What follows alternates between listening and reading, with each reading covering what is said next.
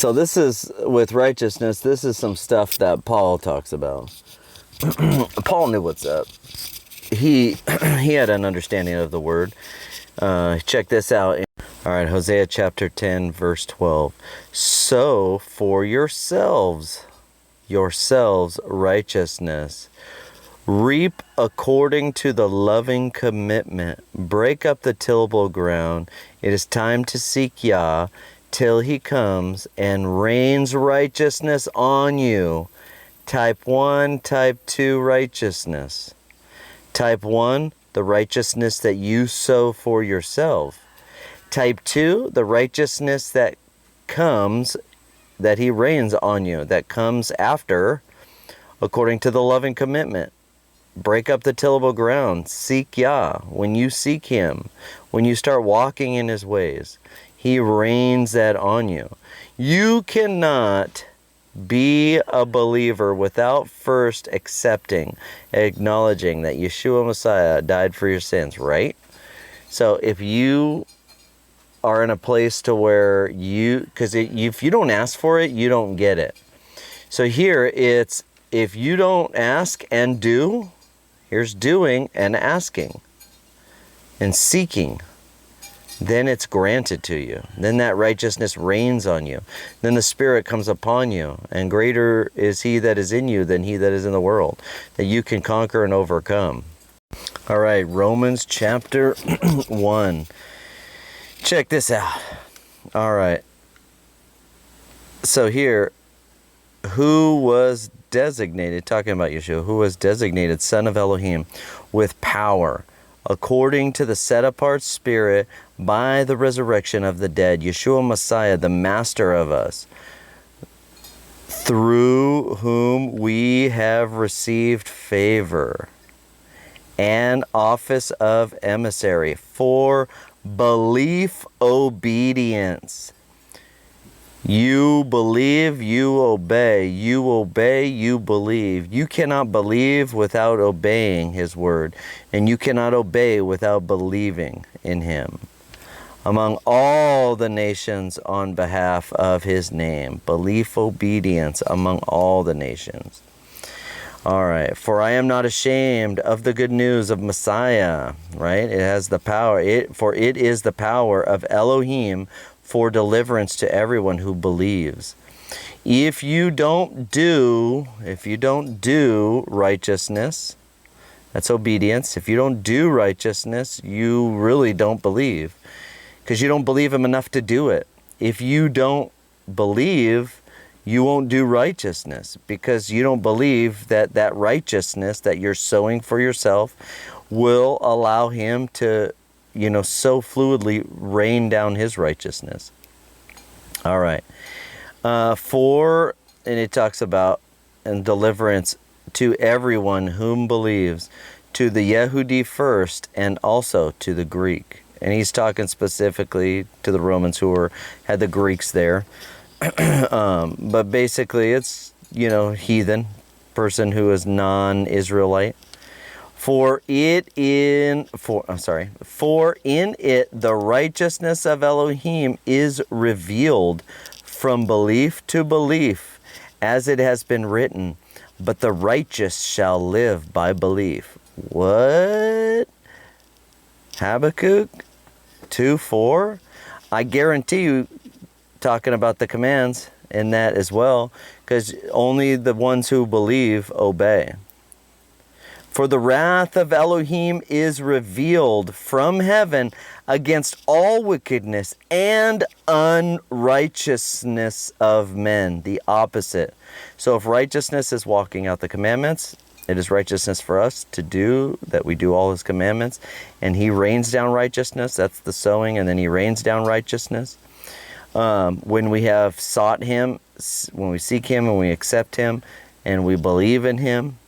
But on the flip side, the wicked are unrighteous, who suppresses the truth in unrighteousness. So if you're not walking on the commandments, you don't sow righteousness for yourself. You're not in belief obedience. This isn't Romans. This isn't Old Testament. This is Romans. Say what? You are suppressing truth in unrighteousness, because you cannot have the truth and be unrighteous. And it's not the righteousness, it's obviously, it's belief, obedience. You believe and you obey, you believe and do, you hear and do. That's the Shema. And so you're unable to purvey the truth. You suppress it because you have unrighteousness, because you're not walking in accordance. You're walking contrary to him, not to, or not in, with him. All right, this is also Paul. This is 2 Corinthians chapter 6. There's two groups of people. There's people in one group that get to go into the kingdom and live with God forever, and then there's people in a secondary group that don't get to go in the kingdom, and don't get to live with Yah forever. Who are the two groups? All right, do not become, this is chapter 6, verse 14, do not become unevenly yoked with unbelievers, okay? For what partnership has righteousness, we learn what righteousness is, and lawlessness. So the opposite of doing the commandments is lawless. That's 1 John 3:4. For sin is lawlessness. When you break the law, you are sinning. You're being unrighteous, right? So the flip side, Paul's equating the opposite of righteousness is lawlessness. And what fellowship has light with dark? Two opposites. One is light, one is dark. And what agreement has Messiah with Belial? Two opposites. Mashiach and anti-Mashiach, right? Or what part does believer have with unbeliever? And what union has the dwelling place of God with idols? For you are the dwelling place of the living Elohim, as Elohim has said. And then he goes and says that from Leviticus 26, verse 12. Therefore, come out from among them and separate, says Yah. That's Isaiah and Hosea. And do not touch what is unclean. Wait a second here. The law's done away with. It doesn't matter. I can touch what's unclean. Well, Paul is saying, he's quoting from Isaiah 52, not to be separate and to not touch what is unclean. Because that puts you in this category of righteousness. If you touch what is unclean, then you are in the lawless category. And you know what Yeshua says, get away from me, I never knew you, you workers of lawlessness. Ouch. You don't want to hear that. I don't want to hear that. You don't want to hear that either.